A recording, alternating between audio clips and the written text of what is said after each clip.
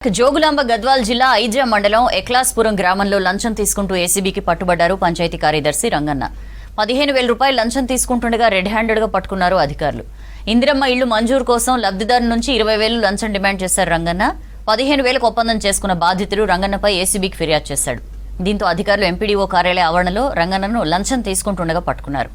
ప్రభుత్వ అధికారులు లంచం డిమాండ్ చేస్తే తమకు ఫిర్యాదు చేయాలని ప్రజలకు సూచించారు అధికారులు. మాకు వచ్చినటువంటి ఫిర్యాదు ఆధారంగా ఒక కేసు నమోదు చేసుకొని ఈరోజు ఎక్లాస్పూర్ గ్రామానికి సంబంధించిన పంచాయత్ సెక్రటరీ బి రంగన్న గారిని పట్టుకోవడం జరిగింది. ఇందిరమ్మ ఇండ్లు బిల్స్ శాంక్షన్ కోసము 4 times బిల్స్ శాంక్షన్ అవుతాయి. బిల్స్ లక్ష శాంక్షన్ అయిన ప్రతిసారి 4 ఇన్స్టాల్మెంట్ లో 20,000 ఇవ్వాలని చెప్పి డిమాండ్ చేయడం జరిగింది. లాస్ట్ కు ఫిర్యాదుదారుని రిక్వెస్ట్ పైన 15,000కు ఒప్పందం కుదిరింది. ఆ 15,000 రూపాయలు ఈ రోజు ఎంపీడీఓ ఆఫీస్లో తీసుకుంటూ రెడ్ హ్యాండెడ్ గా పట్టుకోవడం జరిగింది.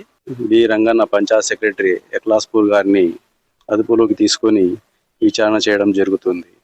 ఎవరైనా ప్రభుత్వ అధికారులు ప్రజల నుంచి లంచంగా డబ్బును డిమాండ్ చేసినట్లయితే ఏసీబీ టోల్ ఫ్రీ నంబర్ 1064 కానీ వాట్సాప్ నంబర్ కానీ సోషల్ మీడియా ప్లాట్ఫామ్ అయినటువంటి ఫేస్బుక్, ట్విట్టర్,